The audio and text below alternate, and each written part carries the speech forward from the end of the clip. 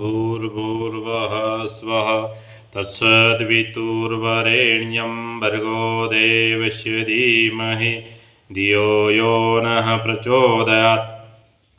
सूयवसाद भगवती हि भूया यथो वयं भगवन्तं श्याम अद्वितीयं तृणधमने विश्वदानी पीब शुद्ध मुदकमादंती। संतानो सुशिक्षित बने એટલા માટે માતાઓ જ્ઞાનવાન બને। જે સ્ત્રીઓ સદાચારી પુરુષોની સાથે લગ્ન કરીને સંતાનો પેદા કરે છે અને તેમને સંસ્કારવાન બનાવે છે તેમનાથી સમાજનું ગૌરવ વધે છે। તેમની સહાય ગાયોની માફક પવિત્ર હોય છે। નારી પોતાના વિવિધ રૂપોમાં માનવ જાતિ માટે ત્યાગ, બલિદાન, ધૈર્ય, સહિષ્ણુતા, સ્નેહ અને શ્રદ્ધાનું જીવન વિતાવે છે। તેની આંખમાં કરુણા, સરસતા અને આનંદના દર્શન થાય છે। તેની વાણી જીવન માટે અમૃતનો સ્ત્રોત છે। તેના મધુર હાસ્યમાં સંસારની તમામ નિરાશા અને કળવાશ દૂર કરવાની અપૂર્વ ક્ષમતા છે। પત્નીના રૂપમાં તે પતિની અર્ધાંગિની છે, સહધર્મચારિણી છે। પત્નીની કોમળ કુશળતા પતિને ઉદ્ધતાય અને પશુતાથી બચાવીને કુટુંબના વ્યવસ્થિત વાતાવરણમાં જોડી દઈને સદગૃહસ્થનું ગૌરવ અપાવે છે।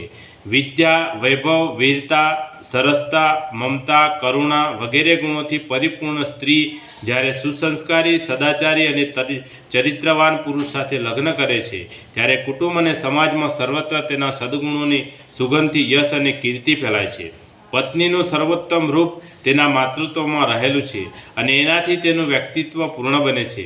સંતાનોને જન્મ આપવો તે શારીરિક મનોરંજનનું પરિણામ નથી, બલ્કિ એક મહાન જવાબદારી છે જેના પરિણામો દૂરગામી હોય છે। ગર્ભાવસ્થામાં તેનો વિકાસ, જન્મ આપવાની કષ્ટદાયક પીડા પછી તેનું લાલન પાલન, આહાર વિહાર, શિક્ષણ, સંસ્કાર વગેરે અનેકવિધ સમસ્યાઓ એની સાથે જોડાયેલી છે। માતા પિતાએ જ એમના સમાધાનની યોગ્ય વ્યવસ્થા કરવી જોઈએ।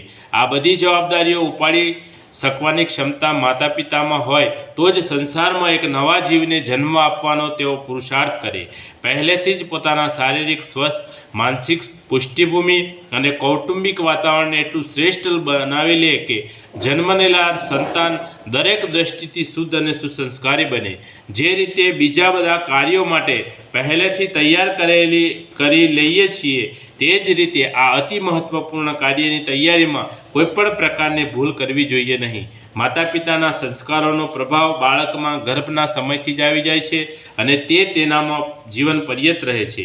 યોગ્ય તૈયારી વિના કુસંસ્કારી અને અવિકસિત સંતાનોને જન્મ આપવો તે પોતાના માટે તો પરેશાની પેદા કરે જ છે, સાથે સાથે એ સમાજ અને દેશ માટે પણ ઘણો મોટો વિશ્વાસઘાત છે। કુસંસ્કારી, દૂરગામી તથા વ્યસની નાગરિકોથી ભરેલો સમાજ સામૂહિક રૂપથી પતનની ખાઈમાં ધકેલાઈ જાય છે। આવા સંતાનો સ્ત્રીના માતૃત્વને કલંક કરે છે।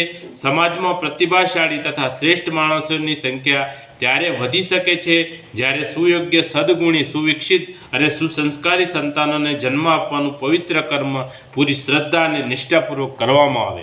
બોલીએ સદગુરુ ભગવાનનો જય।